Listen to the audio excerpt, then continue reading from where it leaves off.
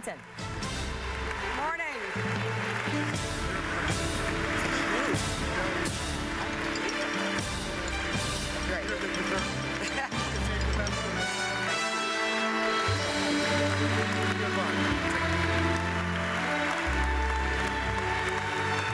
Thank you.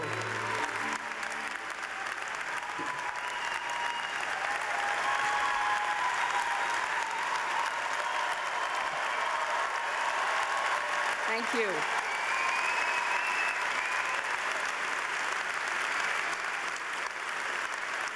Thank you all very, very much.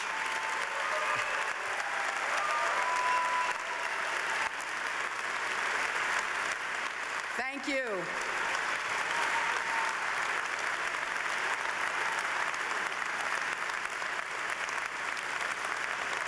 It is wonderful being here with all of you among so many friends, and I feel like this is a giant family reunion, the largest AIPAC gathering in history, and I feel like I am among family, and thank you for the warm welcome.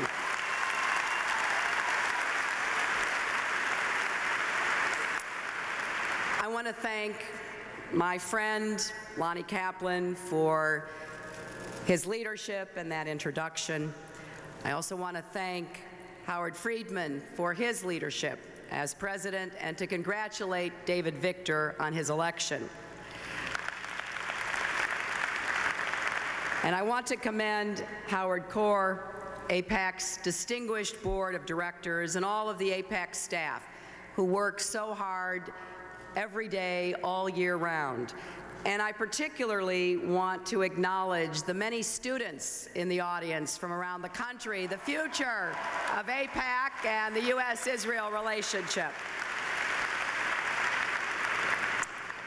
I want to pay tribute to one member of the AIPAC family and my very good friend who is not with us this year, Congressman Tom Lantos. Tom bore witness to the worst of human cruelty and devoted his life to stopping it. He taught us to stand up for what's right, even when it's hard, especially when it's hard. And we will always cherish his memory, and his wonderful family will always be in our hearts. And finally, I want to thank all of you for coming to Washington, D.C. once again to stand strong with Israel and to strengthen that special bond between our countries. Being here today, I am reminded of a passage in Isaiah. Upon your walls, O Jerusalem, I have posted sentinels. All day and all night, they shall never be silent. Just like the sentinels of old, you are never silent. You never grow weary, and you never stop standing up for and fighting for Israel.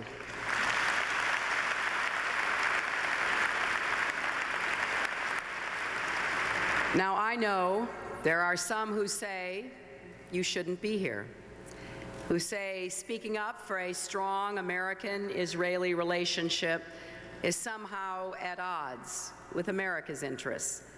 Well, I believe that speaking up for a strong American-Israeli relationship is essential to our interests.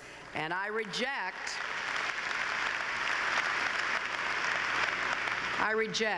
that our common commitment to Israel's survival and well-being is not in the best interests of the United States of America. I think you not only have a right to stand up for what you believe in, you have a responsibility as Americans to do so. You are acting in the highest American tradition, exercising a right enshrined in our Constitution, the right to petition your government, and I applaud you for it.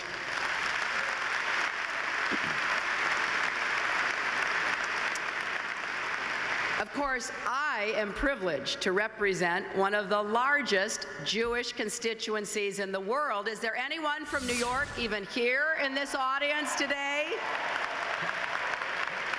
I know you'll be talking to your members of Congress this week, but you won't need to ask me where I stand because you already know the answer. I stand with you and for you.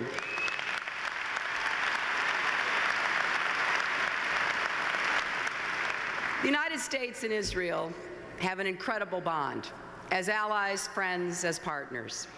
We have shared interests, we have shared ideals. And these are not just common values, they are our core values: freedom, democracy, human rights, women's rights, a robust civil society.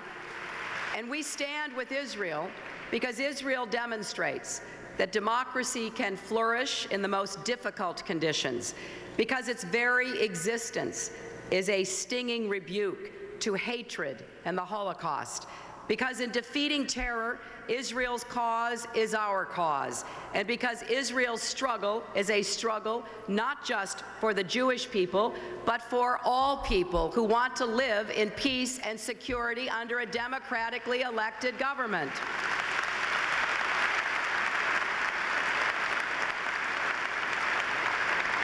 President Harry Truman certainly understood the importance of Israel. He recognized the new nation just 11 minutes after David Ben-Gurion read the Proclamation of Independence. So it is with joy and some sense of relief that we celebrate the 60th anniversary of that day. And for all of the trials and tears, what a remarkable 60 years it has been. From my first trip to Israel in 1982 to my most recent, I have seen firsthand what Israel has achieved. The desert is blooming again, and we can be so proud of the role that America has played in this success. Every American president since Truman has recognized the special relationship and has made it stronger. Israel is stronger because of us and because of you. But even as we celebrate these achievements, we know the work is far from over. Israel is not yet safe. The values that Israel represents are not yet secure. Our hearts go out in particular to the courageous citizens of cities like Sderot and Ashkelon, who live in fear that a rocket will fall on their homes or their children's schools at any moment. I have seen these security challenges firsthand.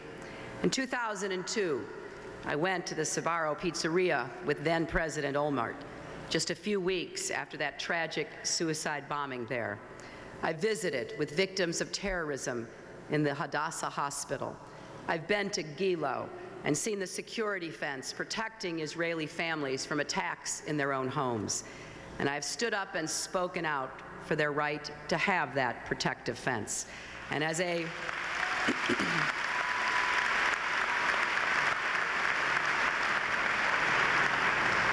senator from New York who has talked way too much,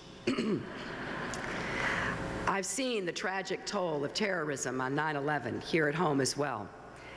My support for Israel does not come recently or lightly. I know it is right in my head, in my heart, and in my gut.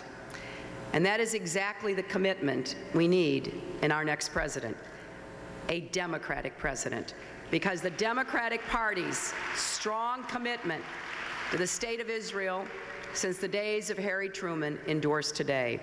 It is one of our party's most cherished values, and it will continue under the next Democratic president. I know Senator Obama understands what is at stake here. It has been an honor to contest these primaries with him.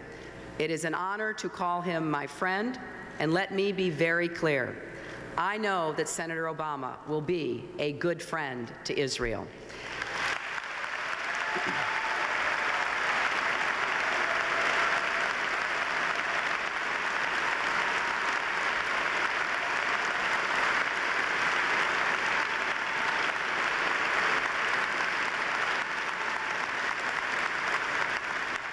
I know that Senator Obama shares my view that the next president must be ready to say to the world, America's position is unchanging.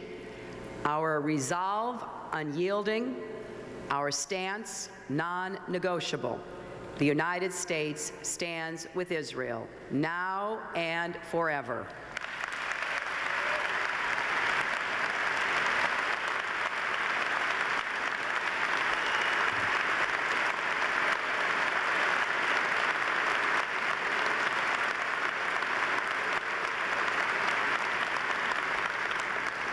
And let me underscore that I believe we need a Democrat in the White House next January, because it is not just Israel that faces challenges in the 21st century. America does too. The next president will inherit grave problems, difficult threats, a war in Afghanistan and a war in Iraq. America's reputation at an all-time low, the continued threat of terrorism at home and abroad. President Bush has moved us in the wrong direction. For all the strong rhetoric you heard from Senator McCain on Monday, he will continue the same failed policies in Iraq and weaken our security, making the Middle East a more dangerous place. America needs a new beginning in our foreign policy to make our country stronger and, frankly, to make our position in the world more credible, to give us the strategic leverage back that we have lost over the last 7 years.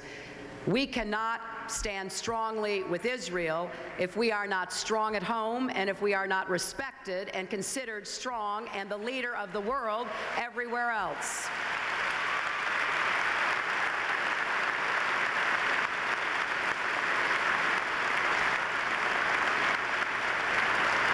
We have a rare moment of opportunity to change America's course and restore our standing in the world. And we must seize this moment by leading our friends and allies in building the world we want, rather than simply defending against a world we fear. We must build a world that will be safer, more prosperous, and more just. I believe security and opportunity go hand in hand. When children have hope, a real belief that there is opportunity ahead for them, we help to dry up the swamp of fear and pessimism that breeds terrorism. That means supporting education, not just for boys, but for girls too. It also means that real economic opportunity can't grow where there is no security, and that opportunity alone is not enough to overcome extremism. I have been very specific about how I would make this new foreign policy vision that I share, and I think many of you do as well, a reality. Today, I want to lay out 3 principles that I hope will guide us in all that we do with Israel, and why it is important to put that relationship into the broader context of what foreign policy is in the best interests of the United States. First, I have a bedrock commitment to Israel's security, because Israel's security is critical to our security.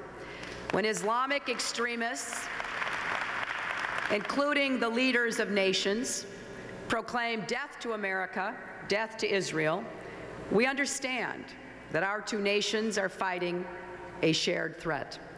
And those of us in this room know this bond is so much more personal than any security agreement or risk assessment. We know a shared threat can also mean shared sorrow. When 8 young men were killed in a Jerusalem yeshiva in March, including a 16-year-old American named Abraham David Moses, we were united in our grief. So I strongly support Israel's right to self-defense. Israel has both the right and the obligation to defend its citizens, and I believe America should aid in that defense.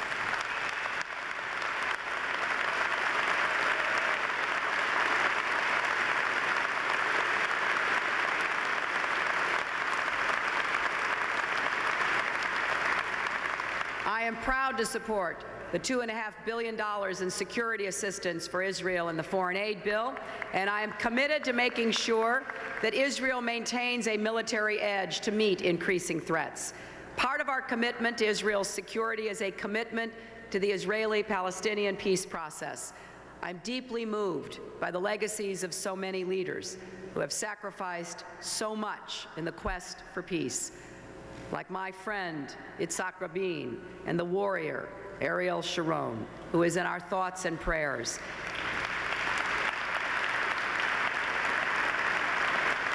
We must support Israel in making the tough choices for peace. And I believe that U.S. diplomacy is critical to making progress, and consistent U.S. involvement can lower the level of violence and restore our credibility in the region. We need to talk to all sides, but all parties must know we will always stand with Israel in its struggle for peace and security. Israel should know that the United States will never pressure her to make unilateral concessions or to impose a Made in America solution.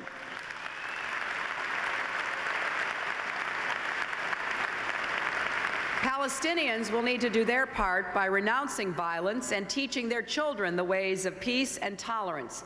We must show the Palestinians and the moderate Arabs that the path of reconciliation is better than the terrorist road to self-destruction. I am deeply concerned about the growing threat in Gaza. Hamas has built a military force equipped with sophisticated weapons from Iran. Hamas's campaign of terror has claimed the lives of hundreds of innocent Israelis. Its charter calls for the destruction of Israel. It has shown no commitment to peace or to renouncing violence. So we must be clear about how we feel about our next president negotiating directly with Hamas. Here's how I feel. Until Hamas renounces terrorism and recognizes Israel, negotiating with Hamas is unacceptable for the United States.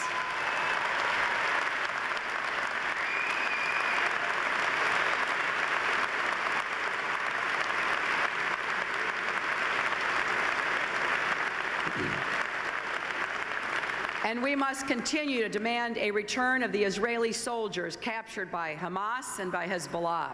Ehud Goldwasser, Elad Regev, Gilad Shalit. I've been privileged to know Karnit Goldwasser, Ehud's wife, and I was proud to sponsor the resolution that passed the Senate calling for their immediate release.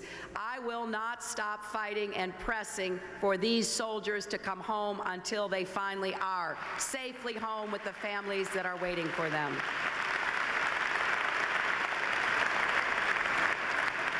The second principle is a simple one: no nuclear weapons for Iran. Iran is a country whose leaders, whose president denies the Holocaust. He defies the international community. His government trains, funds, and arms Hamas and Hezbollah terrorists in attacking Israeli civilians. He threatens to destroy Israel. Just this week, he said that Israel is about to die and will soon be erased. We can never let Iran obtain nuclear weapons. The next president will have to deal with the Iranian challenge from day one. This is not just in Israel's interests. It is in America's interests and the world's interests. And this is a threat that I take very seriously. I'm a co-sponsor of the Iran Non-Proliferation Act. I support calling the Iranian Revolutionary Guard what it is, a terrorist organization.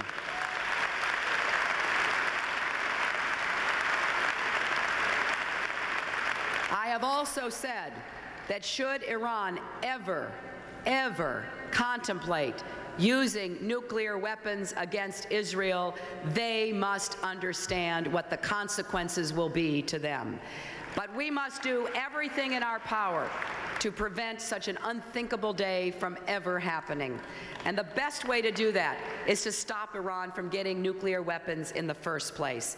We should start by developing an international consensus against Iran's nuclear program, with a set of tougher sanctions if Iran continues to defy the international community.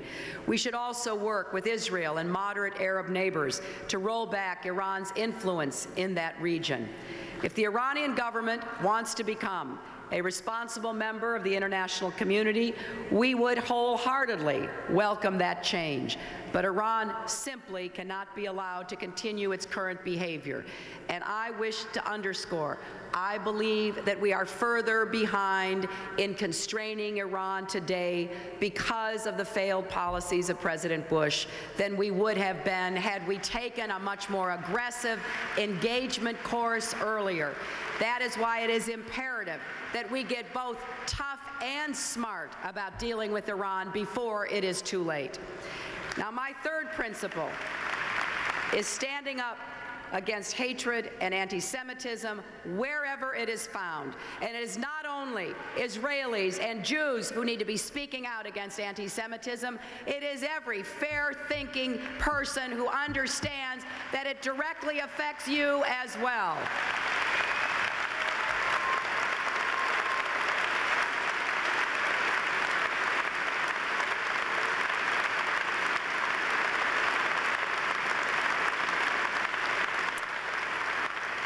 I have spoken out for years against anti-Semitism in Palestinian schools.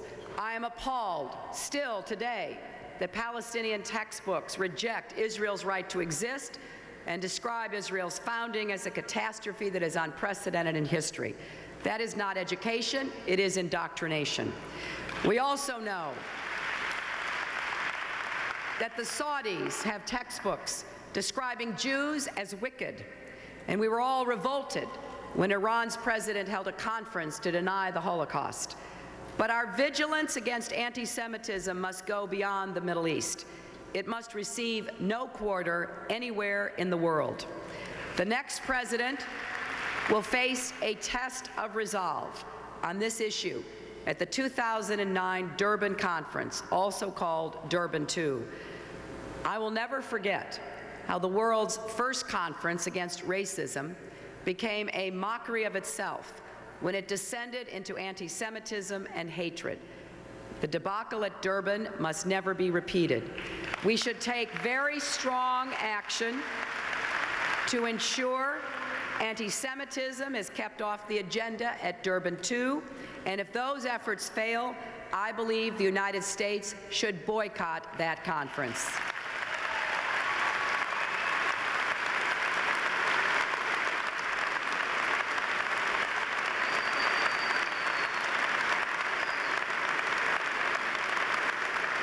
The challenge of fighting anti-Semitism is indeed great, but we know it is possible to change hearts and minds.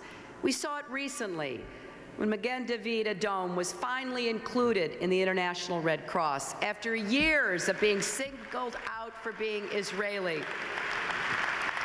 On one of my trips to Israel, I met an MDA member named Natan, an Ethiopian Jew who had saved many innocent lives when he tackled a terrorist carrying explosives.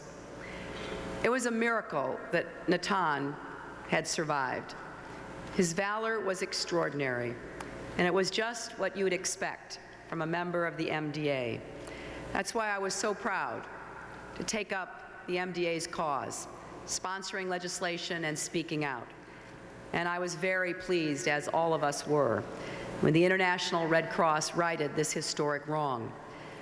On a personal level, I was honored when Natan accepted my invitation to come to New York and walk with me in our Salute to Israel parade. In a way, we are still walking together. And the image of this very dignified Ethiopian Jew, now an Israeli, walking in that parade down Fifth Avenue, bearing the scars of his heroic rescue effort to prevent the terrorists from destroying more lives, was one that I will carry with me my entire life, because that was really Israel. It wasn't just everyone on the sides of the street waving, but it was this proud young man who had kept Jewish traditions alive as a long string of those for centuries who had done so, and who had finally come home to Israel and had given so much to protect the country that had given him a new life.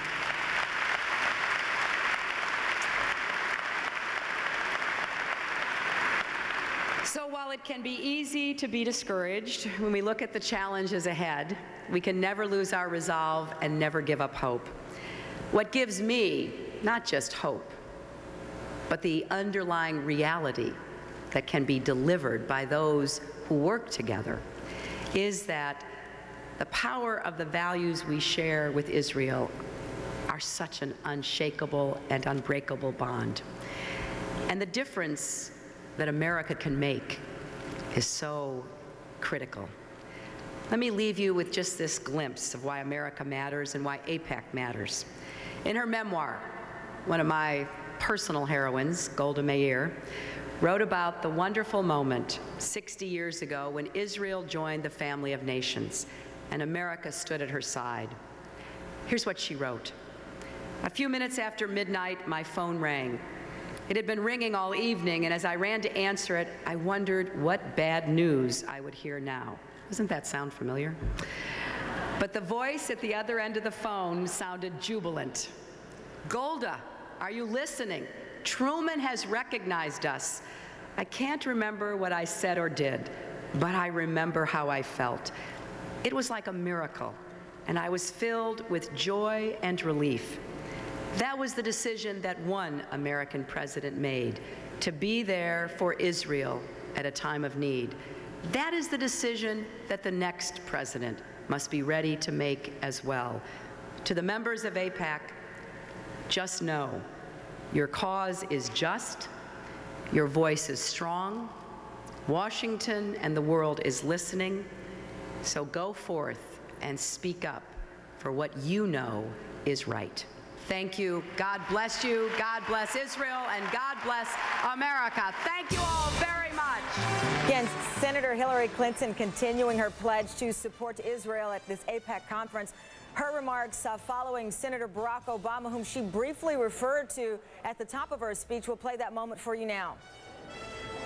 I know Senator Obama understands what is at stake here. It has been an honor to contest these primaries with him. It is an honor to call him my friend, and let me be very clear. I know that Senator Obama will be a good friend to Israel. Let's get some insight from Brian DeBose. He's standing by. And Brian, obviously referring to Senator Obama as a good friend and continuing her pledge as expected to Israel, but not referencing him as the person who's claimed the Democratic nomination. What do you make of that and her speech and remarks regarding how to handle what she called failed Bush policies? Well, she's